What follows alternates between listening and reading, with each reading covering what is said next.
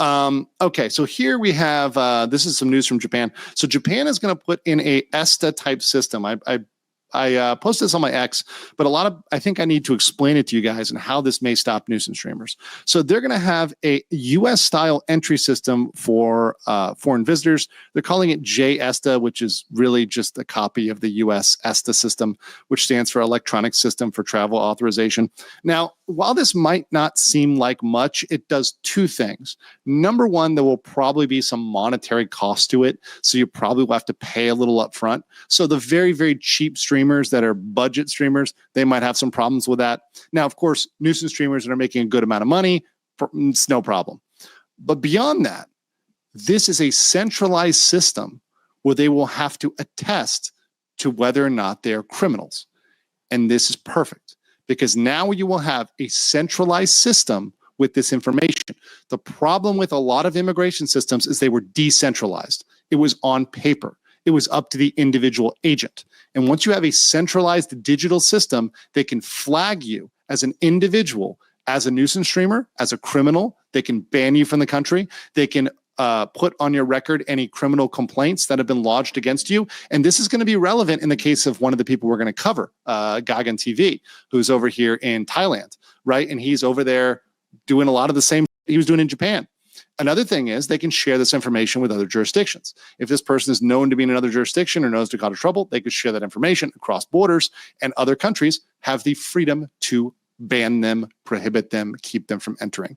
I think this is a good thing. And I think nuisance streamers information and nuisance streamers that are known to be profiting should absolutely be prohibited from entering countries if they are profiting on criminal activity or profiting on the general annoyance and nuisance of the public and doing things knowingly that they know are wrong, that they know are annoying, that they know cause mass anger for clout, for money, and for profit, like Vitaly, like Johnny, and like many of these folks. So I think this system here is a good thing. I think this is something that is that can help. Now, is it going to be the silver bullet? No.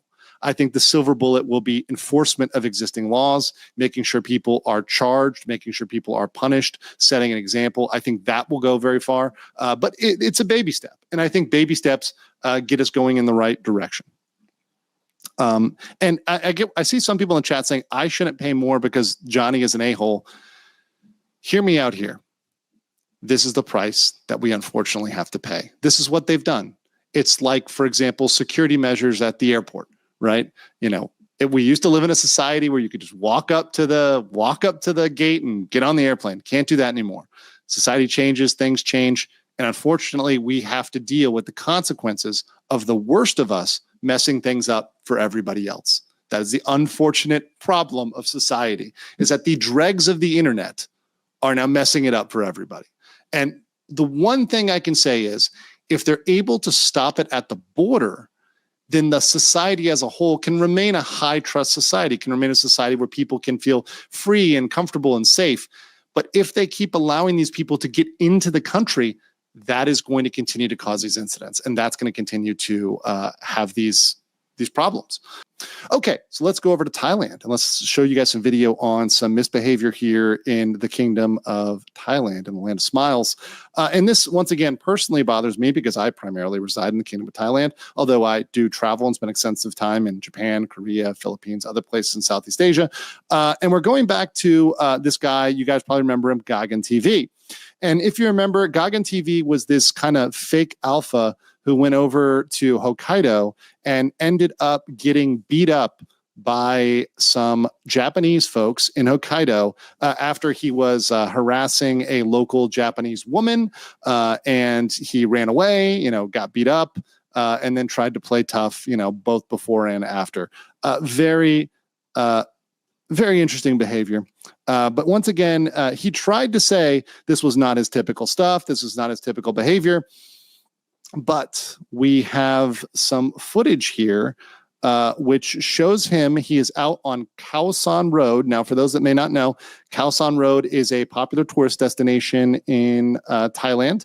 It's in Bangkok. It's very frequented by backpackers and young people. I will say I go there maybe sometimes, maybe once a month or so, if there's a tourist friend or somebody who wants to see it. But it's generally kind of chaotic for me, so I don't go there very often. But these guys are out there in the wee hours, and they're drinking heavily. They're trying to find people to harass, and they end up Goggin ends up getting in a fight. So let's go ahead and watch this.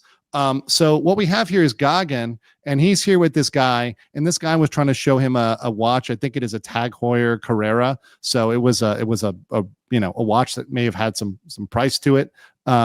And he's trying to show him his watch, and he's got his little Apple Watch here, and he's kind of feeling insecure about the watch, right? So watch what he does with this guy's watch, and kind of watch the aftermath. Hold it then. Let me have it.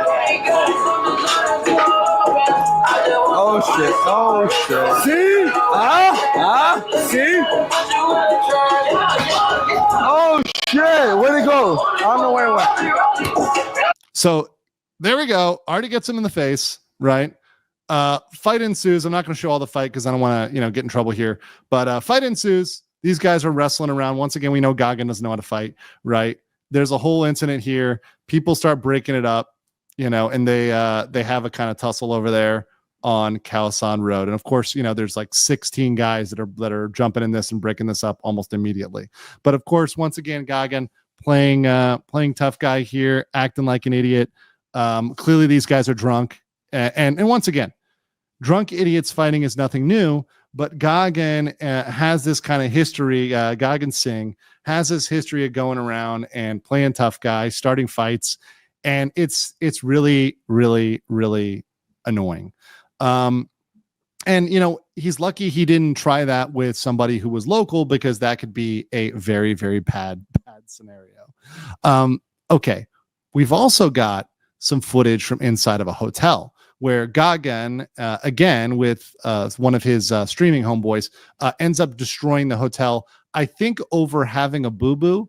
I think his buddy gets a boo-boo, and he decides to destroy the hotel. Now, the good news is I know where this hotel is, and as far as I'm aware, I was told the hotel was notified of this and notified of the damage to the hotel. I'm going to personally confirm that. They know this. They know who they are. They know who to go after. They compensated for the damages, because destroying a hotel on stream for profit and fun is absolutely nuisance streamer behavior and should not be tolerated. And in fact, once again, doing it for profit and doing it knowingly is different than doing it mistakenly. If you accidentally broke something in a hotel room, okay, pay for it, it's fine. But if you're going out and destroying it for money, for profit, and you're mad because you got a boo-boo, not the right thing. So I'll start it right about here. I don't want to show any, there's a little bit of blood, so I don't want to show that. But you see here, guy gets a boo-boo, and I broke my iPhone because of this bitch.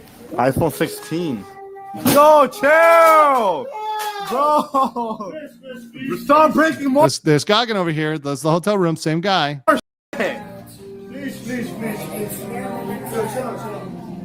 Goes over here to the chair. Okay, now we're gonna watch this. So there's a second clip here. We'll play the second clip, right? So they go over. They're mad at the chair, so they take it out on the chair, and they bust up the chair in the room. Let me show this one over here. So him and his bro, they're in the room. Go over the chair. Literally picks the chair up over his head, right? And then proceeds to break the chair, right? He just fucking snaps the chair leg off. And even he knows, turns away from it because he knows, he sees it on film, caught destroying the chair leg. Once again, first of all, he's trying to overhead slam it. He's slamming it against the floor here, and then proceeds to break that off. Not to mention, this place looks like a fucking pig pen, and I will put some in the swear jar for that. And they're messing with everything else. I think they're maybe even messing with the TV. So they got a lot of stuff going on in there. I will definitely make sure that hotel is informed. I will make sure that they know who these people are and what they're about and what they're doing. And this just shows, once again, These people don't just stop at one incident. They cannot stop. They go around doing these things in various countries, various places for fun and for profit. And people should not be streaming this sort of stuff, right? It's not the content that people should be streaming. All right, here is this other guy. Now, this is some rude ass behavior. And I've seen a lot of drunk people. I've gone out, and I can go out, even tonight, up the street and around the corner to the British pub. And the British pub will always have some folks that are drunk, but they're usually having a good time. They're drunk. They're as the English might say, pissed. They're pissed, but they're just watching soccer or football, as you other people call it, and maybe rugby, whatever. And they're just having a good time. They're drunk, and usually what happens when people are drunk is, worst case scenario, they get a little loud, maybe they get a little rowdy, maybe they're told to calm down, and they generally do. And, worst case scenario, they're usually sent home. They usually don't get in loud yelling fights with staff, and almost never do I see what happens here and happen, and that is everybody else in the bar clearing out.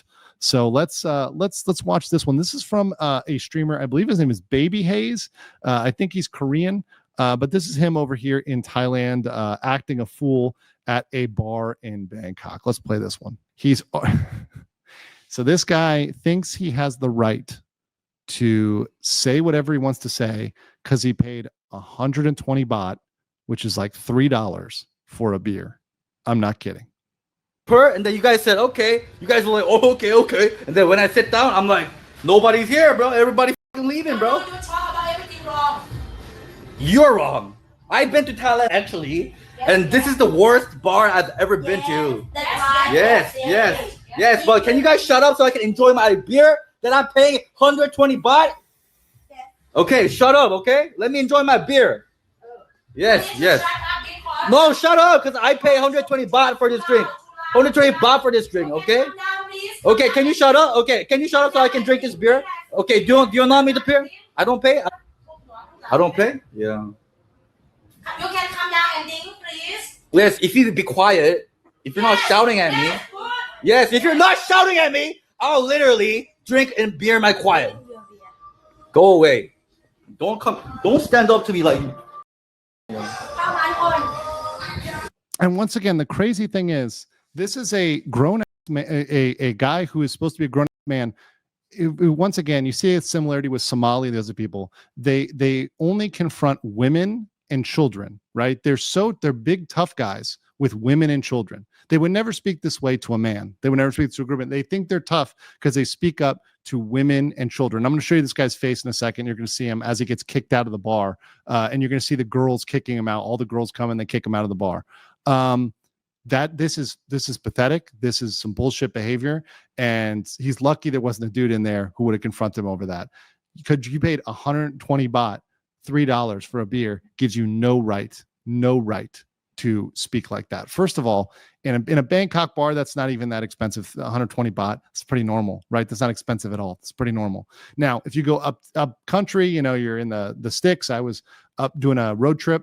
There's places you can find beers, like a big bottle of Chang or something for 90 baht or 100 baht or something like that. I think I got 3 for 200 at street market, like really in the country. But 120 baht for a beer in Bangkok is normal. And it doesn't give you the right to speak to people like that. Your money does not buy disrespect. You don't get to pay people to disrespect them. That's disgusting. That's horrible. And it absolutely gives them the right to kick you out of the bar. $3 for a beer, the bartender, manager, and owner can tell them to get out for disturbing the business. Yes. And once again, people like this are lucky that it doesn't happen to them when they act like this. Very lucky, right? Now, he does get kicked out. And of course, he's laughing about it. He's cackling about it. Let me show you when he gets run out of the bar by the girls. And he ran off all the other customers, which is the other thing, which to me, in the Korean, at least when I was looking at Korean law, that would be something like obstruction. Once again, I'm not going to comment on Thai law, right? But if this was in Korea, that would have been obstruction, right? If this was a Somali case, would have been obstruction. So you can see here, he gets run out pretty clearly of the bar for this bad behavior. Let's watch this. Get out!